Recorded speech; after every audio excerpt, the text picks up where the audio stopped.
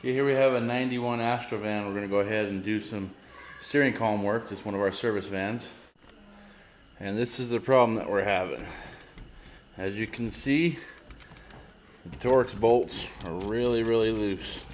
They kind of wear out on these, so we'll show you step by step how to do this. Okay, here's a list of some of the tools you're going to need. We'll use a little bit of grease with a little brush, some shop towels, a couple screwdrivers. This is kind of a pry tool, a couple picks to pull out your C-clip, some crescent wrenches, big and small, and a couple magnets. This is just a magnet to pull bolts out, the telescoping magnet. A couple pick pliers, needle nose pliers.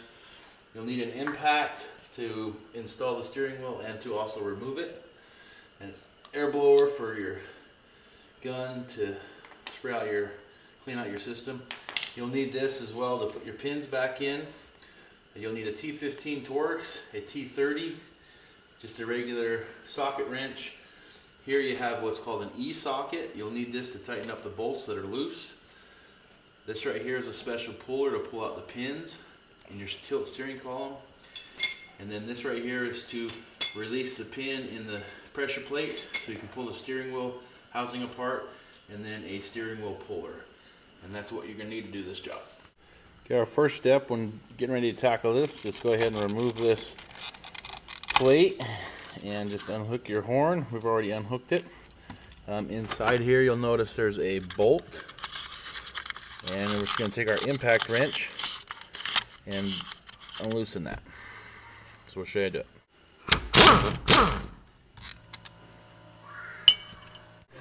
Okay, our next step here, went ahead and tightened up these two bolts. That's first, tighten those down until they're done, and then just snug this down. That's your next step. And you want to make sure you take that, get that all nice and snug. Then we'll hit it with the impact wrench and it'll zip that right off.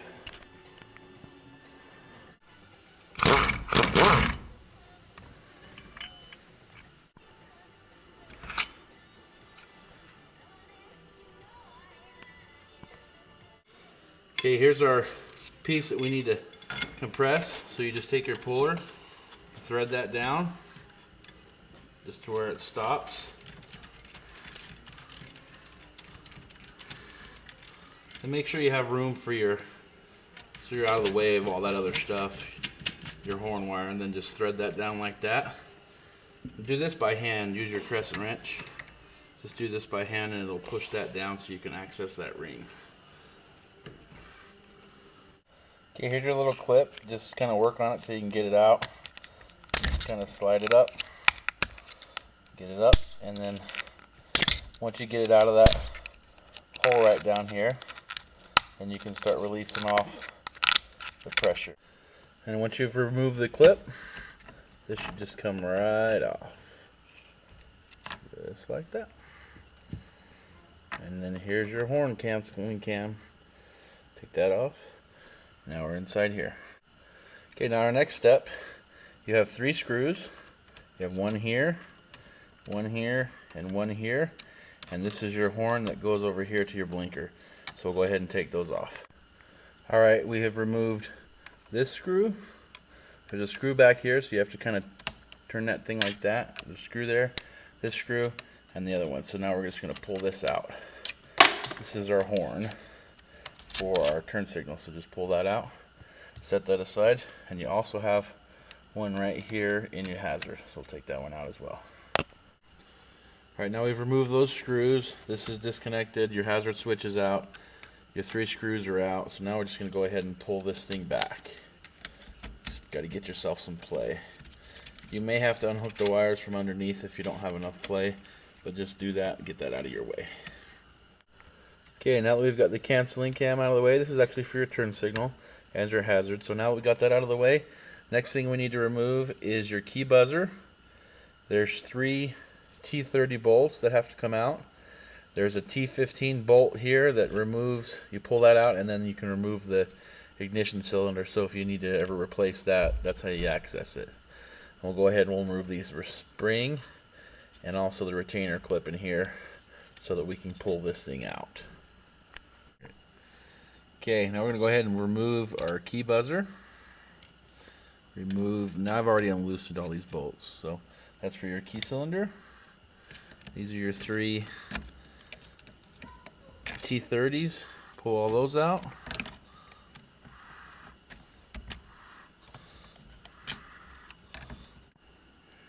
Okay, we pulled up a little bit of slack on this wire so that we can pull this out.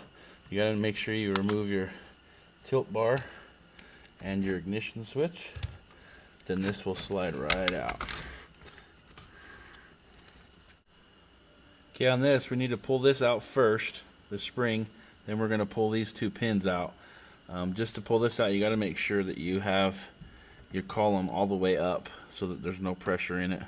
If you have it down here like this, there's a lot of pressure on this spring, so just make sure you bring it all the way up.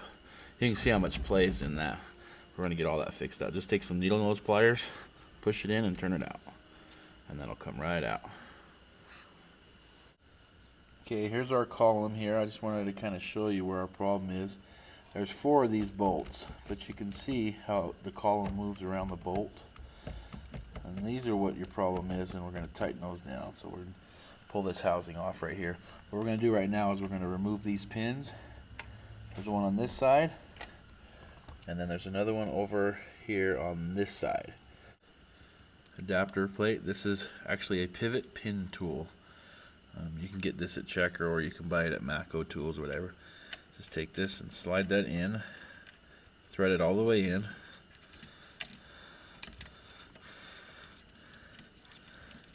Kind of hard to see, but just thread it all the way in until it stops, and slide your plate down like this.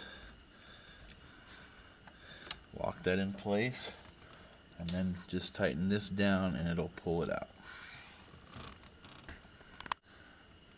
Okay, once you get this set up, just tighten this down, and the more you tighten it, the more it'll pull that pin out. Takes probably about 20 turns, and that should pop out. And then when we go to assemble it, we'll just put it back together with just a little ball peen hammer, and it just pounds back in, kind of presses it back in. So that's it.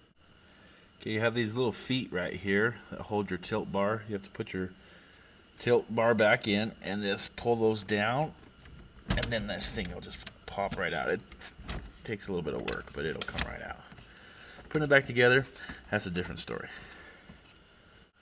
Alright, here's our problem. This bolt right here, this bolt right here, there is another one right here underneath this column, little tilt knuckle, and then there is another one right here.